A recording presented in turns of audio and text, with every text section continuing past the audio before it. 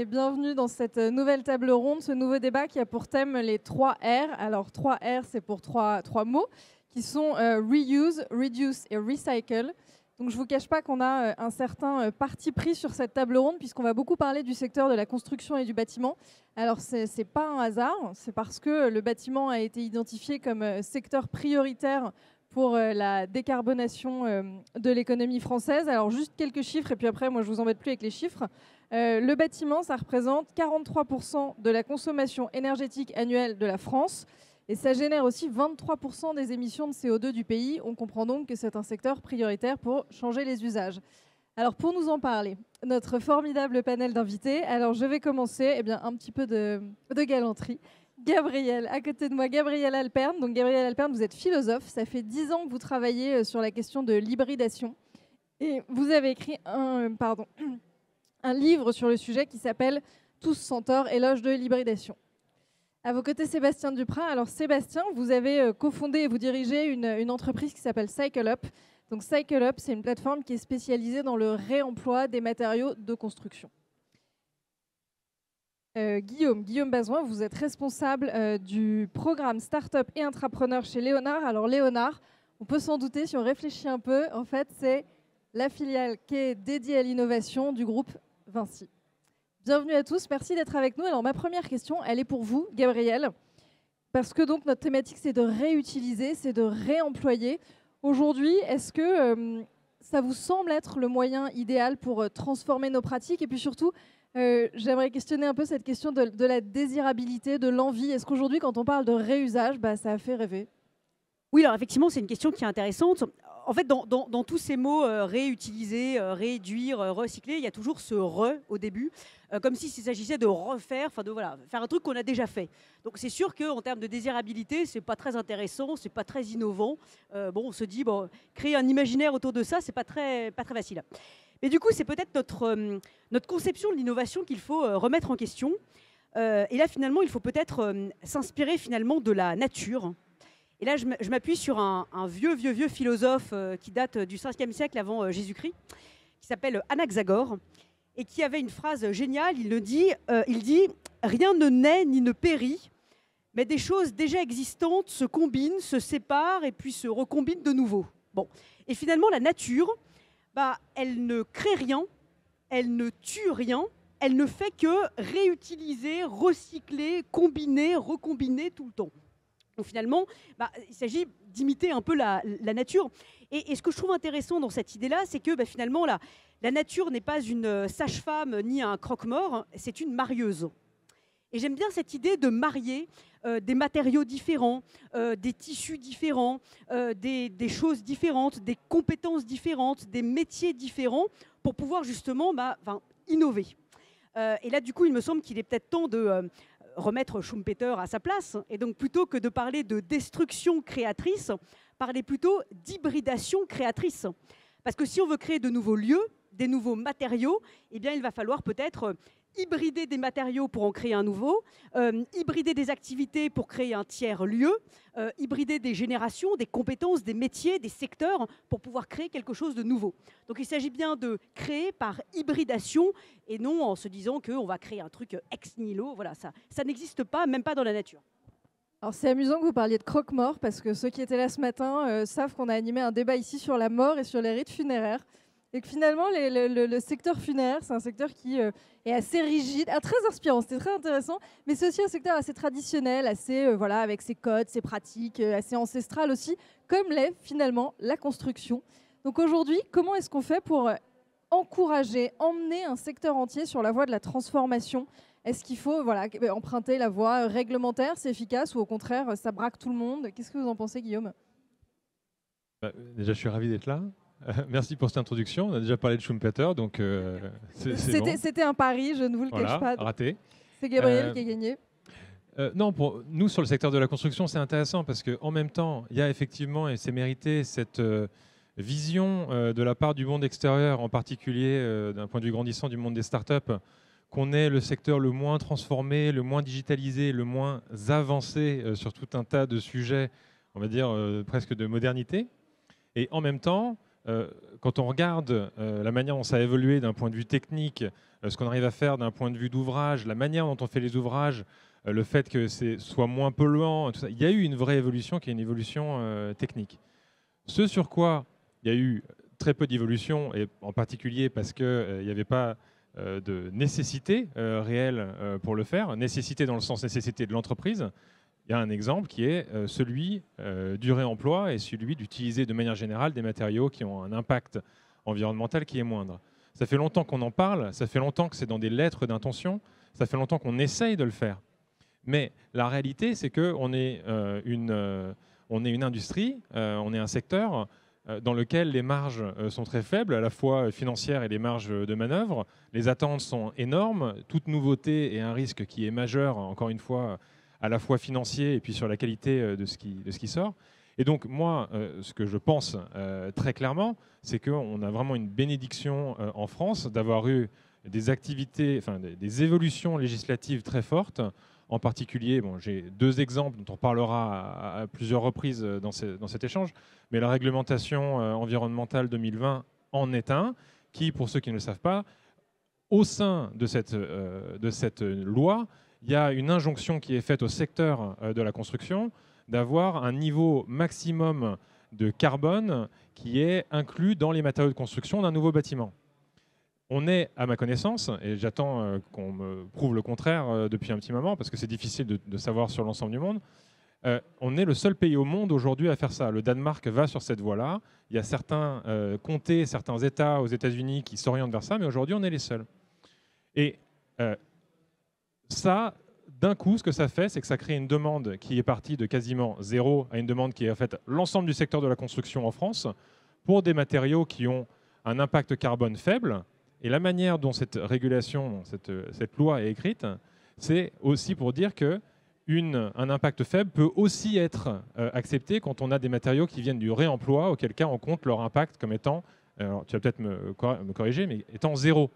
Et donc d'un coup, on ouvre tout un marché. Donc oui, sur le secteur comme la construction, le fait d'avoir des législations qui nous poussent vraiment, c'est majeur, indispensable et bienvenu. Alors, transformer les pratiques, il y a la question des coûts, vous le disiez, c'est vrai que c'est intéressant. Il y a la question aussi de l'acceptabilité, c'est-à-dire, Sébastien, vous proposez donc du réemploi de matériaux de construction. Aujourd'hui, est-ce qu'une entreprise ou des particuliers, si on leur dit, bah, vous, votre logement tout neuf, en fait, il n'est pas vraiment tout neuf, est-ce que c'est accepté? Comment est-ce que c'est vu? Alors, c'est plutôt très bien vécu pour une raison simple, c'est que la plupart des Français ne choisissent pas leur logement. S'ils sont des clients du parc social, ils ont le HLM qu'ils sont contents d'avoir et qu'ils ont demandé il y a 12 ans.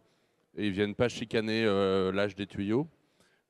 S'ils sont dans l'existant, dans le bâtiment ancien, ils achètent un appart et ils le payent au prix du mètre carré, pas au prix du parquet, du tuyau ou de la moulure.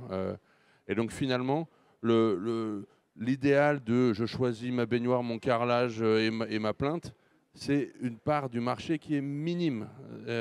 Et ce n'est pas du tout celle qui va se développer dans le temps, parce que la ville, elle se renouvelle au rythme de 1% par an.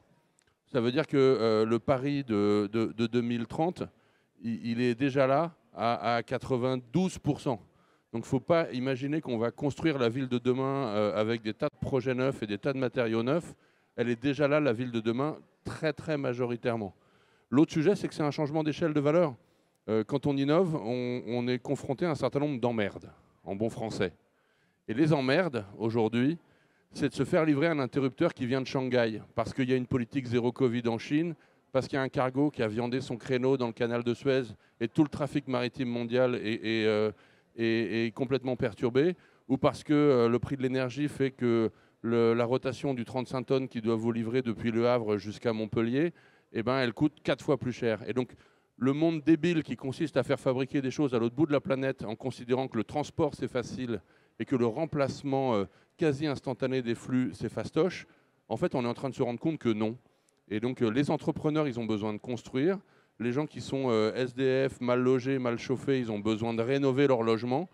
Et honnêtement, si on leur dit qu'il va falloir attendre que la filière de la construction chinoise se remette de la politique zéro Covid pour qu'on puisse enfin vous livrer des nouveaux interrupteurs, ça ne marche pas. Et aujourd'hui, un grand nombre d'entrepreneurs de la construction sont beaucoup plus à l'aise à expliquer que faire avec ce qui est déjà là. Ça a beaucoup de noblesse, beaucoup de créativité architecturale, et qu'en plus on peut trouver des matériaux de plus grande qualité à moindre prix que des premiers plis made in China avec des matériaux merdiques contre-collés dont les certifications environnementales sont souvent en carton-pâte. Et donc c'est aussi une sorte de pragmatisme très très terre à terre du secteur de la construction. Je vous assure que l'entreprise générale qui a 5 salariés et qui fait de la rénovation toute la journée, la réglementation environnementale, elle s'en fiche. La maîtrise de sa supply chain, elle s'en fiche. Ce qu'elle a besoin, c'est d'avoir des matériaux ici et maintenant pour rénover. Et comme on a aussi, et c'est mon dernier point, un changement de qu'est-ce qui est cool dans la vie, et typiquement une voiture neuve, un week-end à Djerba et des matériaux qui viennent de l'autre bout du monde, pour toute une partie du marché, ce n'est pas considéré comme étant quelque chose de l'ordre du progrès, mais au contraire comme un monde mourant. Il y a aussi cette rencontre d'aspiration à de nouvelles manières de construire qui est très présente aujourd'hui. Là, vous me tendez une transition toute trouvée. Vous parlez de rencontre, d'aspiration. Ça rejoint un peu ce que vous disiez, Gabriel, cette thématique de l'hybridation. Aujourd'hui, l'hybridation, est-ce que vous pouvez nous faire un peu rêver aussi, justement? Est-ce qu'elle est efficace? Comment est-ce qu'on peut la mettre en œuvre? Comment on passe vous êtes philosophe, de ce monde de l'idée de l'hybridation à des réalisations concrètes, en fait? Oui, alors d'abord, peut-être un point de définition derrière ce que je mets, ce terme d'hybridation. L'hybridation, pour moi, c'est le mariage improbable. C'est-à-dire que c'est le fait de mettre ensemble des choses, des matériaux, des personnes, des activités, des secteurs, des sciences, des arts, qui a priori n'ont pas grand-chose à voir ensemble, voire qui pourraient sembler contradictoires, mais qui justement mis ensemble vont permettre de créer quelque chose de nouveau. Un tiers matériau, qui sera davantage bas carbone, un tiers lieu, un tiers secteur, un tiers métier, bref, de nouveaux mondes. Donc effectivement, ça nécessite effectivement des rencontres. Alors, une fois qu'on a dit ça, concrètement, ça ressemble à quoi l'hybridation? Effectivement, ça va être ces fameux tiers-lieux, ces lieux un peu bizarroïdes qui se multiplient un peu dans tous les territoires, où l'on va trouver pêle-mêle une épicerie solidaire, un incubateur de start-up, une résidence d'artistes et une crèche. Voilà, et donc tous ces différents usages, ces fonctions, ces générations, ces secteurs qui vont être réunis dans un même bâtiment. Ça va être effectivement l'apparition du co-living, où à l'échelle d'un immeuble, les habitants vont mutualiser une cuisine, une salle de sport, une buanderie et pourquoi pas une chambre d'amis. Voilà. Et donc, c'est comment est-ce que, effectivement, on va créer finalement un immeuble, en tout cas quelque chose qui va être radicalement nouveau. Alors, c'est intéressant parce que dans ce qui a été dit, il y a effectivement le réemploi et la réversibilité des matériaux. Et puis, il y a aussi effectivement le réemploi ou la réversibilité des usages. Et là, c'est intéressant, je vous cite 2 exemples très concrets. C'est une élue locale, une maire, qui s'est dit, finalement, dans ma mairie, j'ai quelques espaces un peu vides. Bon. Donc, elle a complètement reconverti une des salles pour en faire un dortoir pour des femmes qui vivaient jusqu'à présent dans la rue avec leurs enfants. Et donc, il y a un dortoir avec une petite cuisine et une buanderie. Bon. Elle a également transformé une des salles de sa mairie pour qu'il y ait des cours d'informatique qui soient donnés pour les personnes âgées et pour les personnes en situation de chômage ou en reconversion professionnelle. Bon. Donc là, c'est intéressant parce qu'on voit que une mairie n'est plus une mairie. Un hôtel de ville commence à devenir tout autre chose au sein du territoire. Un autre exemple, c'est un collège dans un territoire rural qui menaçait d'être fermé parce qu'il n'y avait pas assez d'élèves, le scénario classique. Et donc le directeur de cet établissement s'est dit, je vais m'hybrider un petit peu. Donc tout d'abord, il a transformé la cantine en restaurant ouvert à tous, et donc de manière à hybrider un peu les publics. Et comme il n'y avait pas de restaurant, il n'y avait plus de restaurant dans le territoire, finalement, l'école commence à jouer un autre rôle. Il s'est dit, comme je suis dans une zone rurale, je vais faire des partenariats avec des agriculteurs locaux. Et donc, le collège est transformé en épicerie solidaire le week-end. Et donc, d'ailleurs, c'est les jeunes de 3e qui gèrent l'épicerie pour apprendre à gérer des stocks, des budgets, voilà. Et puis, les salles de classe qui étaient fermées le soir et le week-end sont utilisées pour des cours, encore une fois, pour les personnes âgées, là aussi pour apprendre à se servir d'un ordinateur, pour des personnes en situation de chômage, en reconversion professionnelle. Donc là, c'est génial parce qu'on voit qu'une école, c'est plus une école. Une école, elle commence à jouer un rôle sociétal, elle commence à avoir une sorte de responsabilité territoriale et donc à recréer du lien social. Et finalement, dans cette question de reuse, reduce, recycle, c'est toute la question en fait, comment est-ce qu'on interroge nos frontières? Nous, on met les trucs dans des cases, on met les lieux dans des cases. Alors, une école, c'est une école, une épicerie, c'est une épicerie, un incubateur de start-up, c'est un incubateur de start-up. Et en fait, on ne peut plus continuer à penser comme ça. La question, c'est comment est-ce qu'on va croiser les mondes, mélanger les mondes, brouiller les cartes pour justement créer des ponts entre les mondes, et puis surtout avoir une notion peut-être un peu plus vertueuse de la manière dont on pense les usages. Et effectivement, peut-être que mêler des personnes âgées et des jeunes adolescents peut effectivement, dans la question du lien intergénérationnel, peut être intéressant. Comment est-ce qu'on va mettre des crèches au milieu des maisons de retraite, etc. etc. Voilà, donc c'est très concret, l'hybridation. Alors c'est intéressant parce que vous citez les incubateurs de start-up, donc évidemment on va se tourner vers vous, Guillaume. Est-ce que ces thématiques du réemploi, du reuse, recycle, elles attirent les start-up? Il y en a plus, vous sentez je sais pas, un frémissement ou un boom de ce côté-là? Et puis si oui, alors j'imagine évidemment qu'il y a un peu de start-up chez vous, vers quel type d'innovation est-ce qu'elles se dirigent? La première chose que je voudrais dire, c'est que ce qu'on observe et qui est un petit peu à la croisée de l'espèce de narratif qu'on avait sur les jeunes qui veulent changer le monde et qui vont le changer depuis l'intérieur des grandes entreprises ou alors faire des choses entièrement différentes. Et donc cette espèce de dualité, moi je ne l'observe pas. Ce que je vois, c'est une explosion de jeunes qui prennent un autre chemin, qui est celui de dire qu'ils vont lancer une activité sur quelque chose où ils pensent qu'ils peuvent changer le monde. Très clairement, et enfin, nous, on le voit au quotidien avec les différentes startups qui viennent un petit peu partout de France et d'ailleurs d'Europe et même dans le monde. C'est qu'on a des gens qui sortent des meilleures universités du monde, qui peuvent être des ingénieurs, qui peuvent être toute forme de formation, qui, il y a peut-être 15 ans, se serait dit si je suis le meilleur de ma promo, j'irai bosser chez Goldman Sachs. Maintenant, le meilleur de sa promo, il veut faire une startup sur le réemploi des matériaux ou un truc sur le béton bas carbone. Et ça, c'est un truc de dingue. Et nous, on les voit, ces gens-là qui arrivent et qui veulent monter des choses. Et on a plusieurs exemples, nous, dans la dernière promo qu'on a prise. Je vois une évolution juste sur nous, sur 4 années de recrutement. La première année, on avait relativement peu de boîtes qui étaient sur des dynamiques qui étaient fondamentalement environnementales. Cette année, c'est quasiment uniquement ça. Et ce n'est pas uniquement nous qui avons changé notre processus de recrutement. C'est principalement qu'il y a énormément de boîtes qui se lancent là-dessus. Donc ça, c'est le premier élément. Bon, quand je dis là-dessus, peut-être que je donne des exemples, mais voilà, ils sont assez... Ouais, c'est ça, ils sont assez évidents. C'est que oui, il y a tout ce qui est autour du process de réemploi, il y a tout ce qui est autour des matériaux qui peuvent être bas carbone, qui peuvent être biosourcés, il y a tout ce qui est autour des processus de construction qui peuvent être différents, comme la préfabrication, il y a tout ce qui est autour des designs génératifs automatisés qui permettent par exemple sur un profil de poutre, donc structurel, de réduire la quantité de matériaux dont on a besoin de 70, 80, 90%, parce qu'on se pose la question de l'optimisation de matériaux fondamentalement pour la première fois. Nous, on a des exemples, et puis je vais peut-être m'arrêter là, où juste en se posant la question sur un tronçon de route qu'on construit, où on se dit, on va essayer d'optimiser pour réduire le maximum les émissions sur la construction même de ce tronçon de route. À coût marginal zéro, on arrive à réduire nos émissions de 50%. Pourquoi? Parce qu'on ne s'est jamais demandé ça. Et pourquoi? Parce qu'on ne savait même pas le mesurer, on n'avait pas les outils, il n'y avait pas l'injonction de le faire même. Maintenant, il y a une injonction qui est au niveau, encore une fois, législatif. Donc on est sur une révolution complète.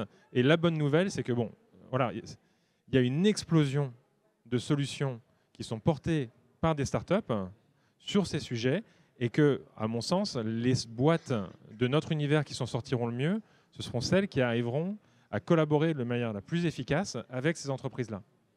Et pour finir là-dessus, collaborer, ça ne veut pas dire avoir une approche paternaliste de dire voilà, vous êtes à moi, vous n'êtes pas à moi, machin. C'est pas ça. C'est ils vont inventer le futur. À nous de nous accrocher à ça, sinon on va le rater. Il y a beaucoup de choses qui se passent du côté des matériaux.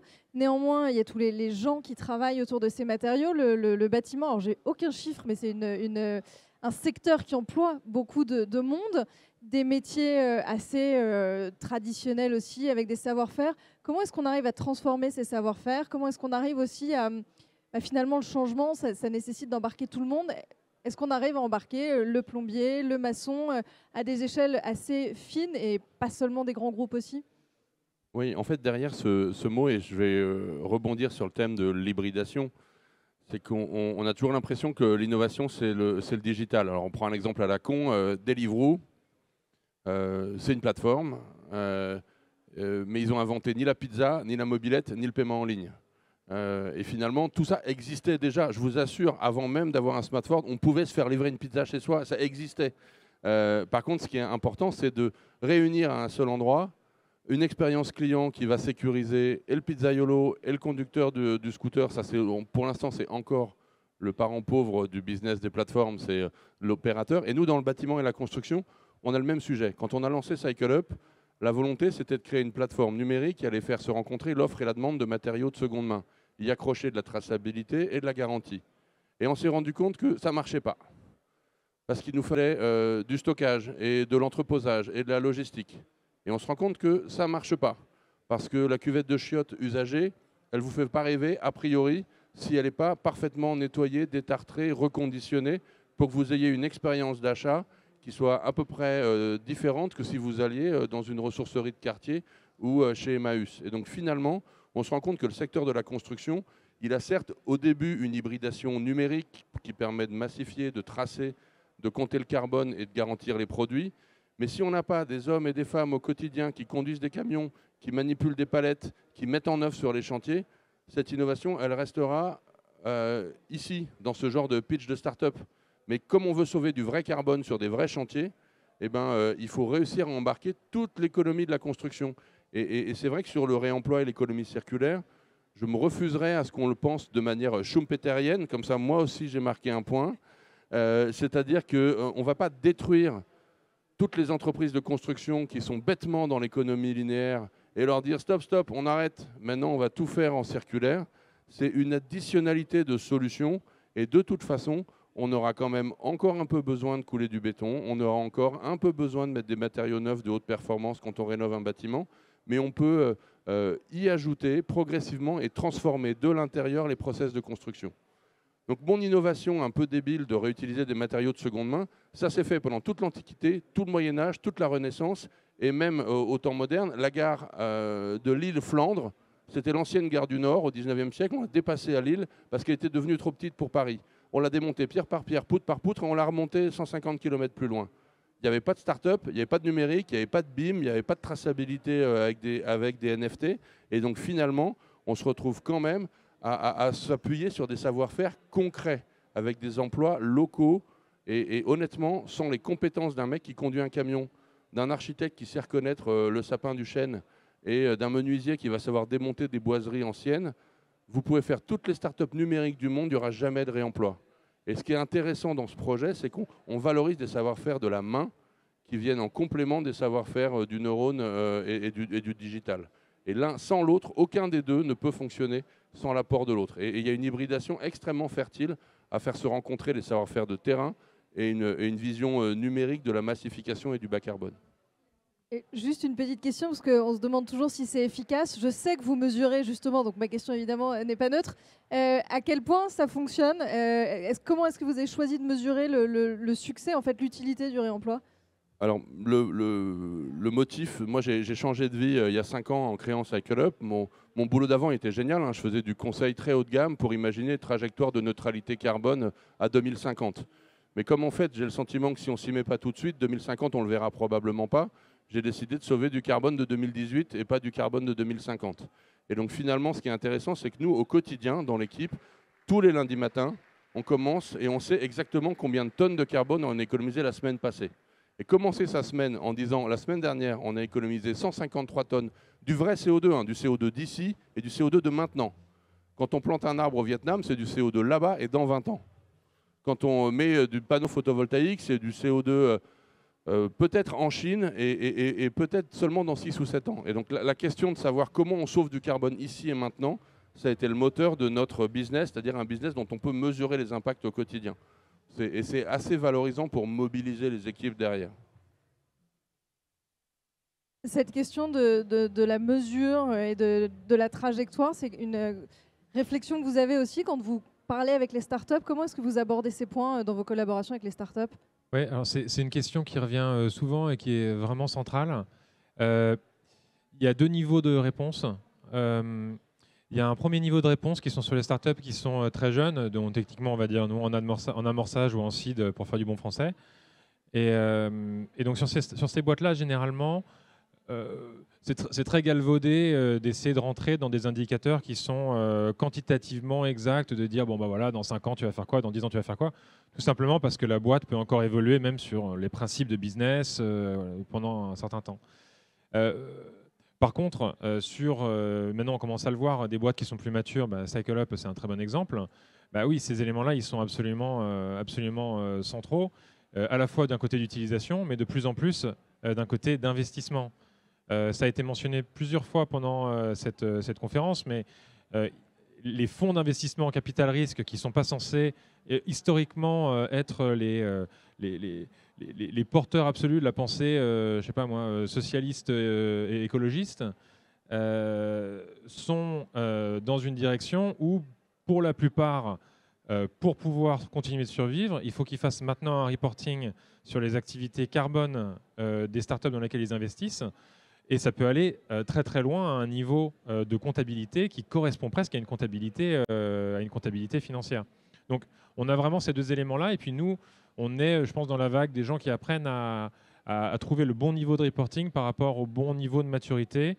Parce qu'il ne faut pas oublier quand même que voilà, pour une startup, c'est déjà assez compliqué de trouver son marché et de se développer.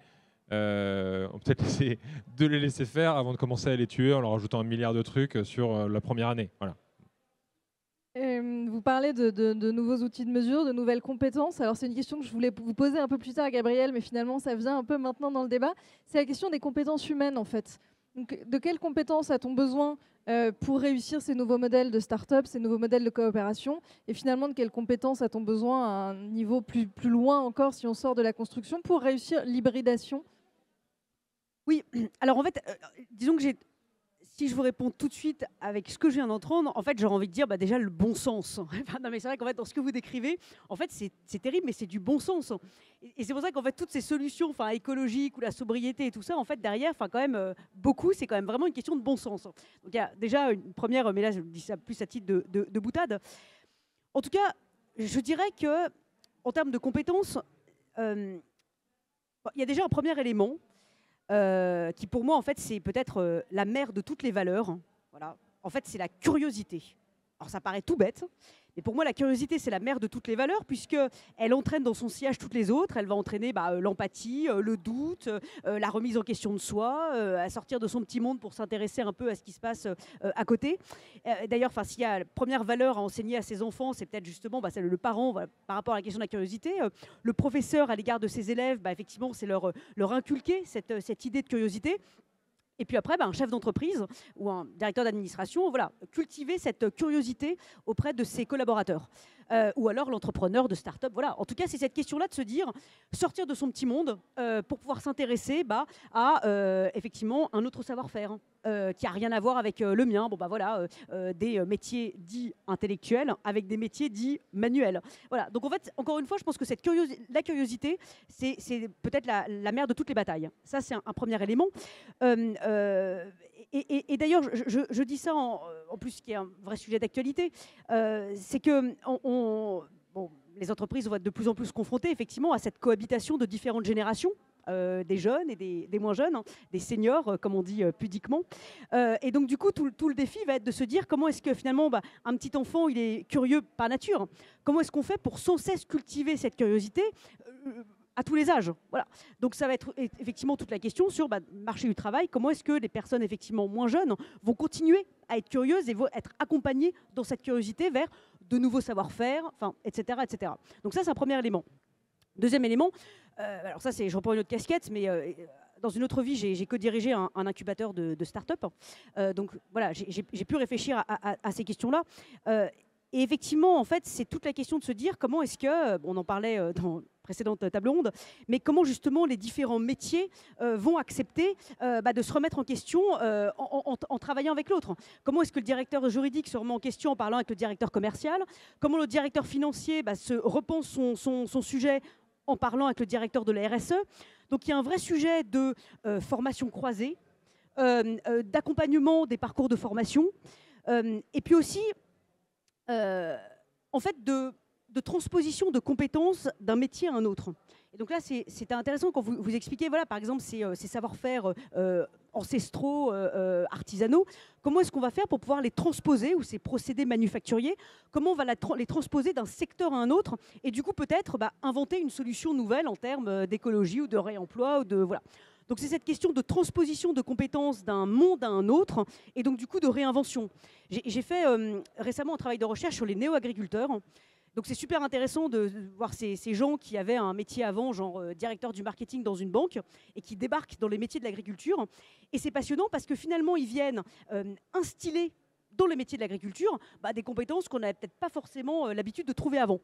Et du coup, c'est génial de voir comment cette transposition de compétences d'un secteur à un autre, d'un métier à un autre, vient complètement réinventer la manière dont on exerce un métier.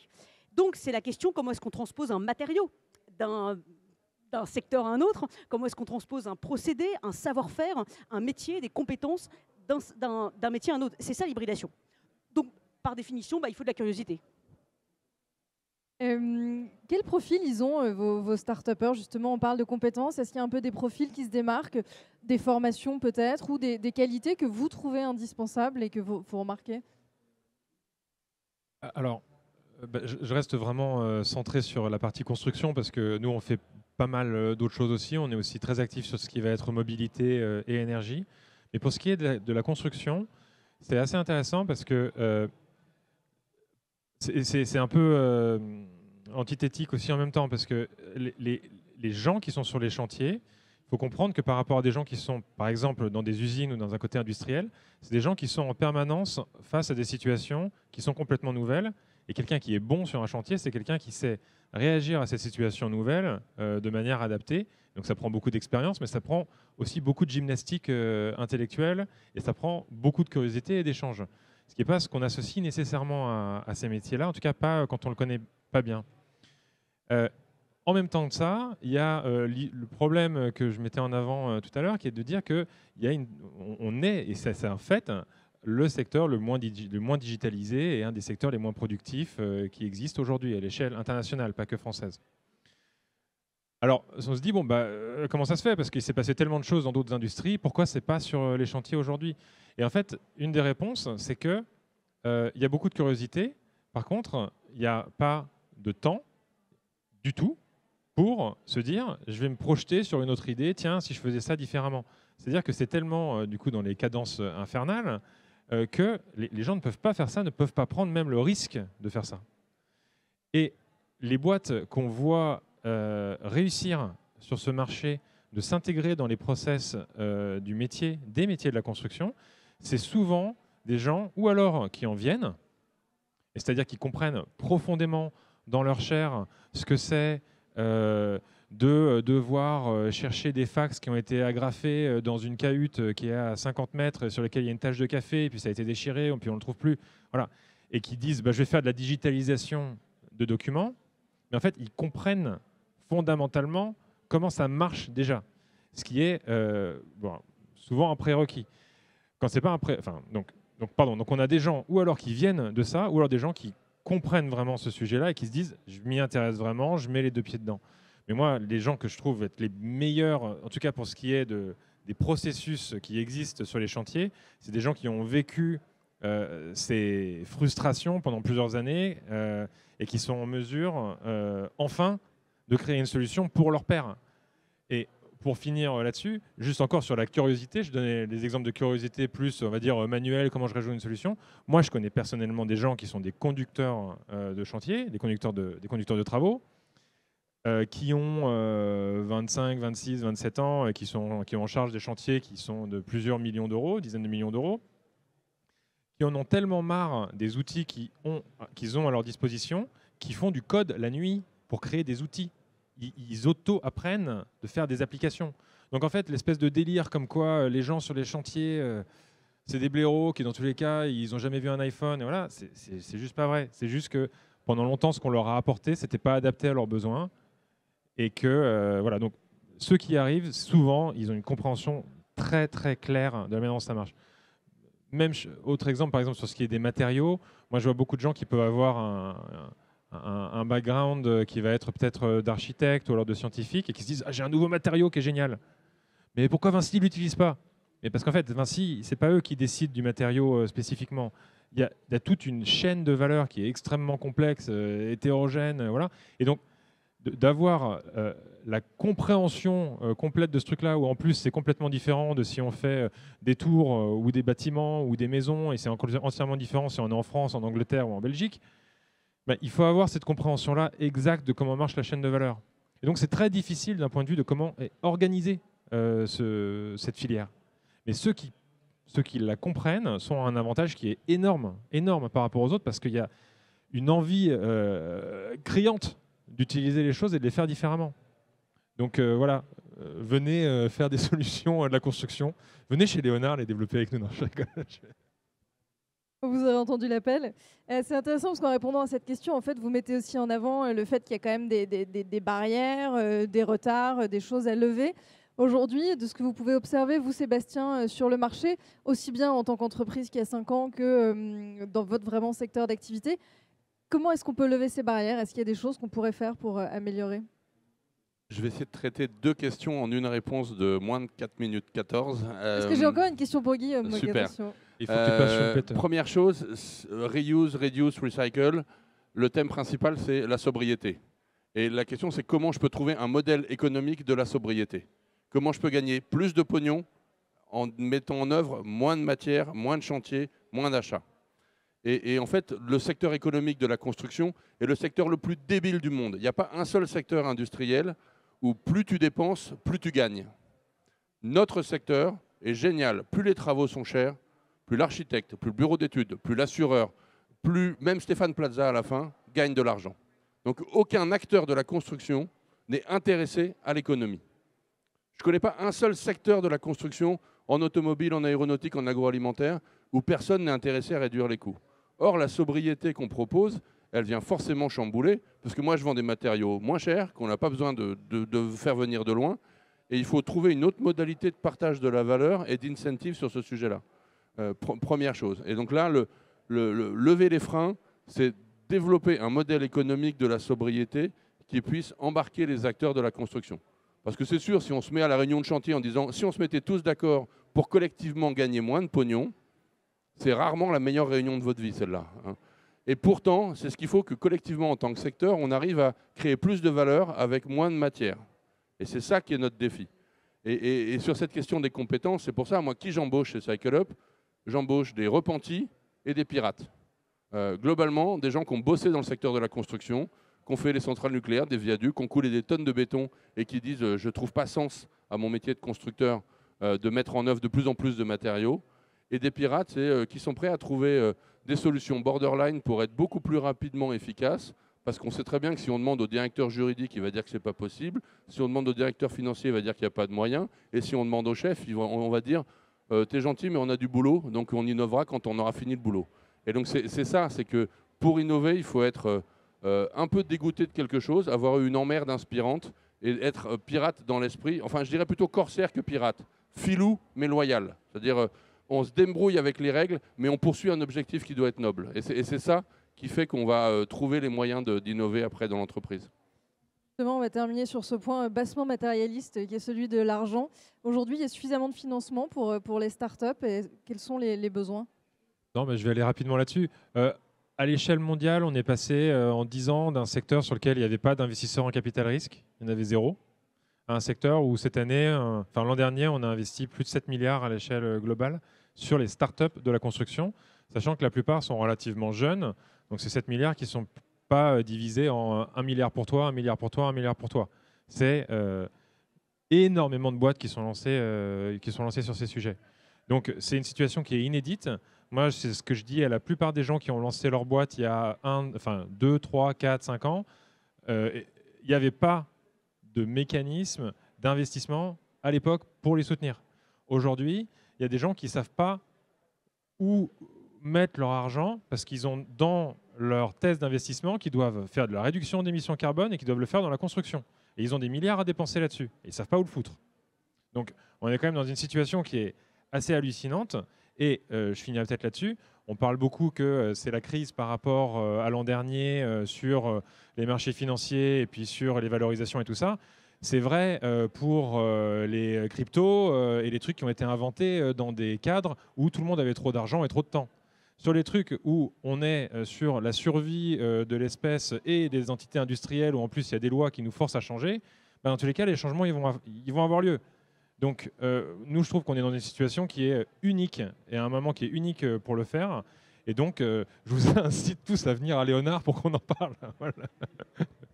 J'ai rien de mieux à Je suis ajouter. obligé. Merci beaucoup tous les trois.